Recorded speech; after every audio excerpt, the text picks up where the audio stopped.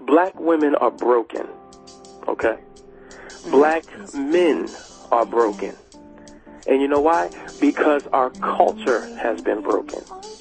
And if we go back to the plantation, once again, we've been stripped of our culture, stripped of our name, stripped of our identity, stripped of the roles that we typically played. And so we've been made something that we were never designed to be.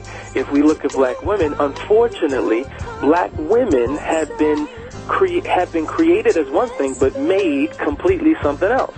Black women have been forced to be strong, forced to play mommy and daddy, forced to play husband and wife, because unfortunately, many black men did not fulfill that role, right?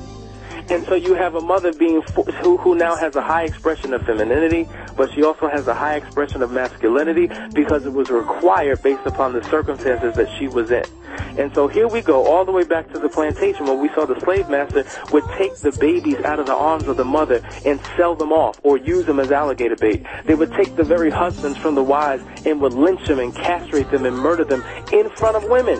And so now you have enslaved African women on plantations that would then raise their daughters to prepare to be alone just in case it happens. Just in case they take your man from you. You have to know how to do for yourself and be for yourself and have your own.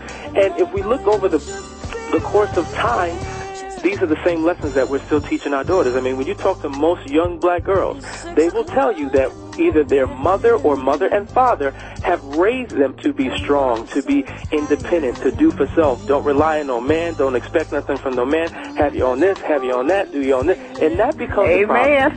That becomes a problem, though. It becomes a problem. Now, I understand why the teaching was given, but it has not been a complete teaching.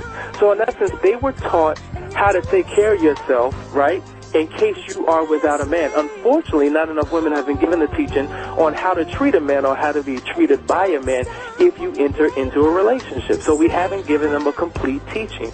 That's why we see one of the contributions to the problems we have in our relationships. So now you have the strong, independent, I can do for myself woman who gets into a relationship based upon what she has seen from her mother and the lessons that she's been taught from her mother. She now leaves a man with no role to play.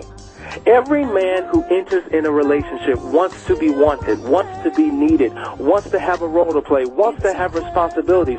But if that man is not allowed to be a man, because in essence, that young girl was raised to be a man. Think about it. A lot of young black girls are raised to be men, because the very roles that they're playing are the roles that men were always supposed to play. Unfortunately, a lot of men haven't seen manhood in their lives and don't know what it means to be a man. So here we are. We got women acting like men and men acting like women. There was a time when we had nothing but pretty women and working men. But it seems as now we have a whole lot of pretty men and working women. The roles have switched.